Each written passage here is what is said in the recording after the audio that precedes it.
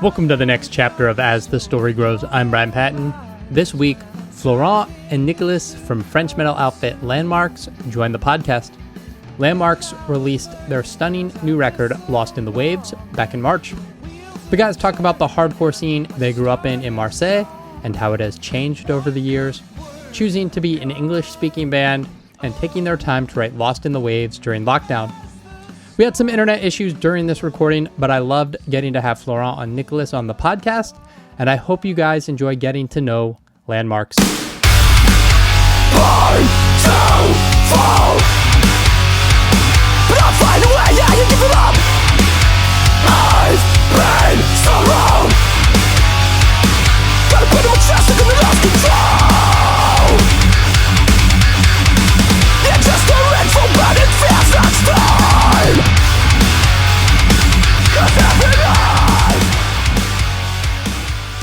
What brought us into music? Yeah. Metallica. Yeah, for me, I think it was the punk rock scene when I was like 14, like Blink-182, Melancholy, Noise for a Name, Dissonance, this kind of bands. Yeah.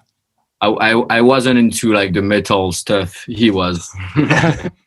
But both of us have fathers that are playing guitars and are playing music actually. Oh yeah. So I guess it influenced us to do something with a guitar. Yeah, but I mean, my father was playing like the guitar, but the flamenco stuff. Oh, nice. You know, Yeah. not electric guitar at all. So I was asking him like, "Hey, Dad, like, do you know how to make this riff from Iron Maiden?" He was like, "No. What is this pick? I can't use it." That was funny. That's awesome. Was it like hearing those bands, whether it was Metallica or Blink-182, where you were just like, I want to do this, like, Yeah. right away? But I think that the bands that influence the kids the most is probably the local bands. Yeah. Because you're going to a local show and you see kind of normal people doing crazy stuff, and you're like, it's I can, if they can do it, I can do it too. So Yeah. Was there a local scene there in Marseille for you guys to gravitate to and really be involved in? Yeah, actually, like 10 years ago, the local scene was made of hardcore bands, punk hardcore bands, and I was personally a lot into it. Nico, you were into punk rock at this time, but I mean, the scene in Marseille was mainly hardcore and punk hardcore and punk rock. So if you want to go to a show, it will be this kind of bands. So Yeah, we didn't have like a lot of metal bands. We used to have a few, like 3 or 4. And like hardcore bands, it was like 10, 15. Yeah. So usually when we were going out on the Saturday night and we know like we are going to see like punk and hardcore shows. That's cool. Yeah, I talked to Resolve a few weeks ago and they were saying like it sucked where they were. Like there was nothing. But I think in Lyon, where they are living, they used to have a scene there. Yeah, they like, said there was, but not anymore. Yeah, with my old band, I've played a lot in Lyon, and they used to have like a lot of bands, but not anymore. Yeah. Still more than Marseille, I guess. Yeah, Marseille is the worst city in France, maybe. Is that like recently or? Yeah, recently, because like the hardcore bands, even the metal bands, before this hardcore era, it used to be. It used not to be. We used to have kind of big metal bands like Dagoba probably is the most known, and It's and some bands like 10 bands, 10 metal bands at that time, and now Dagoba is still alive, but they are more from Paris now. Dagoba, Yeah. yeah, Do you think that's like a generational thing where like Yeah, bands just age out and like younger people just aren't into that music anymore? Or? yeah, of course. A lot of the kids that went to our shows, I mean, the local shows at that time, now they're listening to Rap, trap. to trap music. We're listening to trap music too.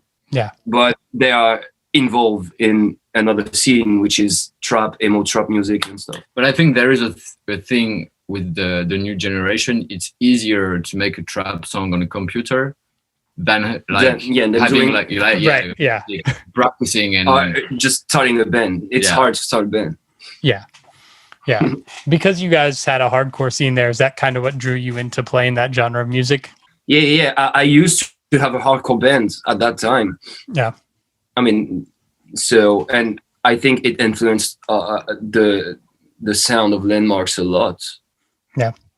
I used to read a lot of A Day to Remember interviews, and Jeremy McKinnon every time say that in his town there were only hardcore bands and punk bands, and that's why there's so much punk vibes in A Day to Remember, and that's why they started to incorporate heavy parts into their pop punk especially music. Like the first albums, you can feel like the hardcore punk rock. Yeah, because they wanted to do punk rock because they are Blink-182 fans, but they also wanted to have the same energy live than a hardcore show, not the same energy when you're going to see Madball or whatever. So that basically it's exactly the same for us. This is exactly the same. We wanted to have the same energy that you can have in a punk show.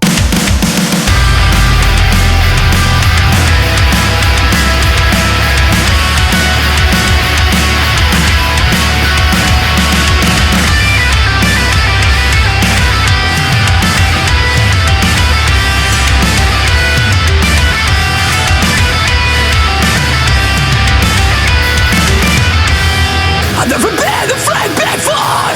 You say you never cease to think of all that I've endured. Are you kidding me?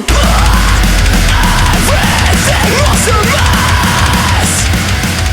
I never want to remember. How did Landmvrks start? Oh, that's not a simple question. Yeah, I used to play with musician, and like the only members left from this time is our bassist, really. And at the beginning I was the guitarist, and we were looking for a singer, and we looked for a singer for 2 years or maybe 3 years actually, and we didn't find one. Yeah. And I was also a singer at that time into my other band. So my bandmate told me like, "Yo, Flo, Sing. No, now you sing. Now you sing. We're sick of it. We need to play shows and do stuff. So now you're gonna sing." And so that's when Nico joined the band as a guitar player. Yeah, they asked me to do a fill-in while he was singing. At the same time, they were still looking for a singer. Yeah, but and after one show, and the band remains I don't know how to say that, but I stay at my vocalist position, and Nico stays in the band. And that's when Nico joined the band that we named it Landmvrks. That's cool. Why the stylization of Landmvrks with the V for the A? Hmm. It's simple. Like we used to be like Landmvrks with 2 A. Okay. But there's a band already called it. It's like a Italian punk rock band. And we didn't want to change the name, so we choose like to put like the hype thing with the V. So Nice. yeah, because I remember at the beginning of the band, we received a message of a guy, and he told us like, "Hey, I just bought like a T-shirt from you guys, and I just realized like it wasn't your band. It was like the punk rock band from Italy." Oh no. Because it was the same name. So I was like, oh shit. So we changed the name. And I mean, that's a good thing, because when you write like Landmvrks with the V on Google, there's only our results. Yeah. So that, I mean, that was a good choice. Why the decision to be an English speaking band with your lyrics? It's not even a decision. It was like Obvious for yeah, us. it was so obvious, because just because all the band were listening, and we were listening, singing English, and that's how we grew up, and that's what we used to listen, and that's the language that we like for this kind of music. That's it. And we think that French, as a French people, we think that French is not very how to say that, Melodic? No. No. It's not very like made for metal music and extreme. Yeah. music. Yeah. So that's it. Gotcha. But I mean, we did one song in French in the last album. So Oh yeah, that's true. Yeah. But just in generalities, right? But it's not a heavy part. Yeah. That's cool. How'd you guys get hooked up with the Rising Empire? Hmm. when was it? I think it was in 2015. I know, like, we released the music video of Fantasy. At first, it wasn't signed, and I think like to them like 2 or 3 times, and they said like, yeah, it's okay, but I mean, we are not signing bands anymore. So I was like, okay, so I don't care. Not anymore, but like, we're not signing bands right now. Yeah. Like we decided to make this music video like with a bigger production than we used to have before, and I think they liked it, so they just sent us an email about like, hey, what about the album? And we spoke with them, and I mean, the feeling was great, and they are nice people, so I think the music video from Fantasy was the main thing about them reaching us out.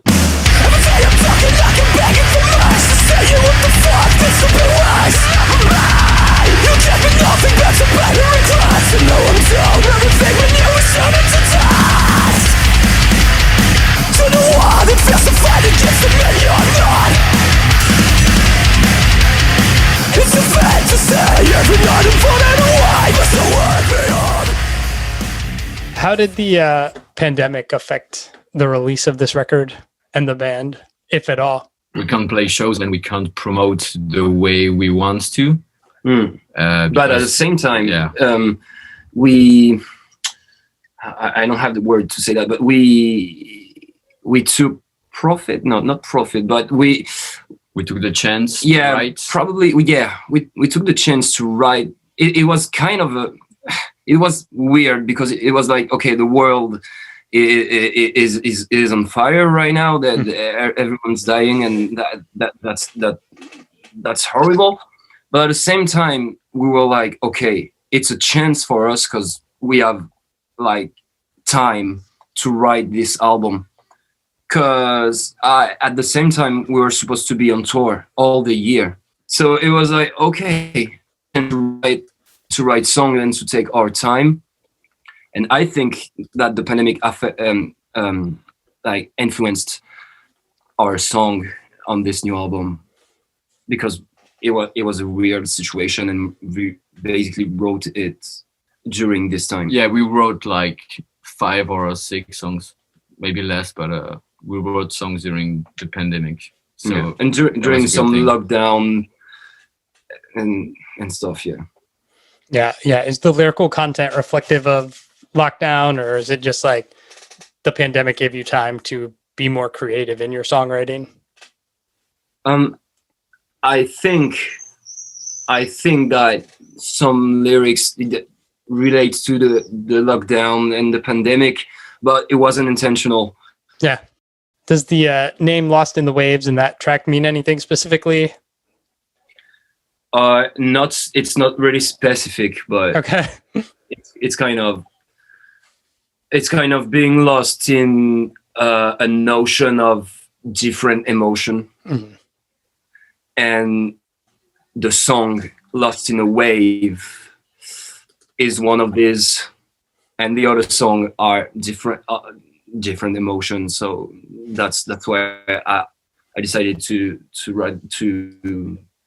name this album Lost in the Waves. I'm lost in the wave. It controls my feelings and I can't avoid. I'm falling away. If I control my fears, will I still feel the pain?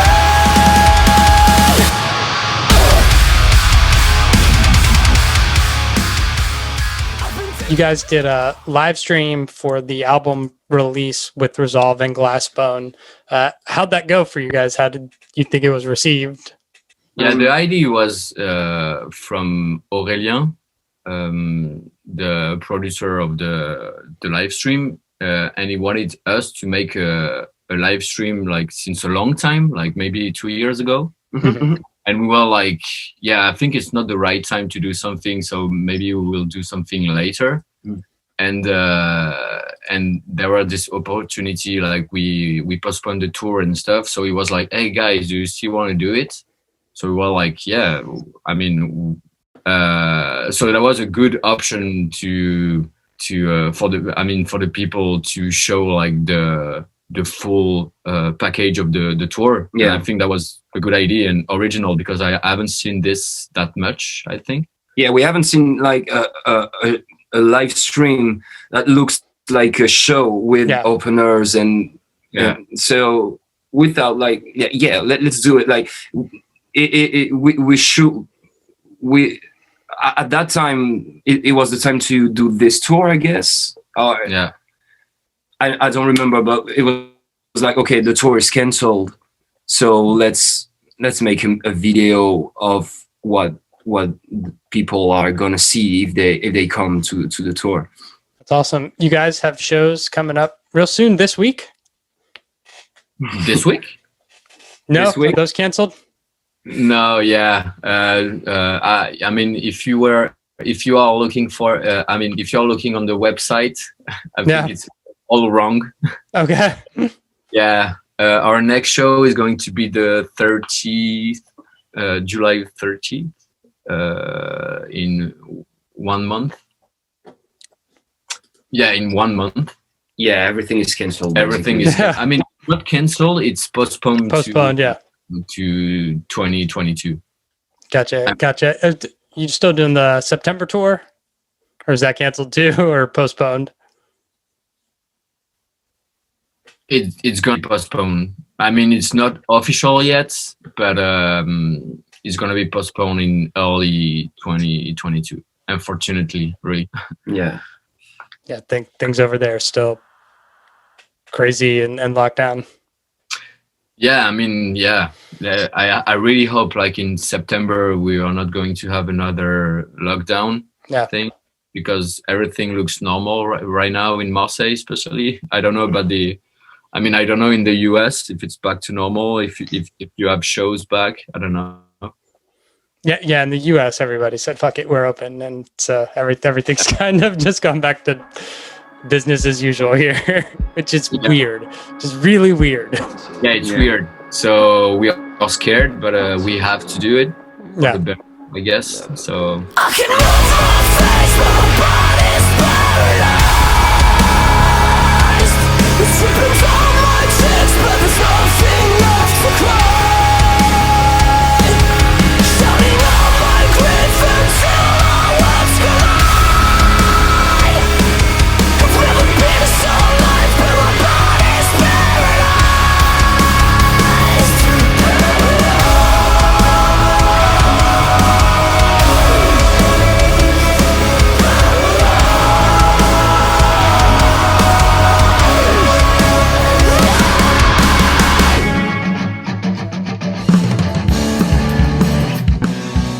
Thanks for listening to As the Story Grows.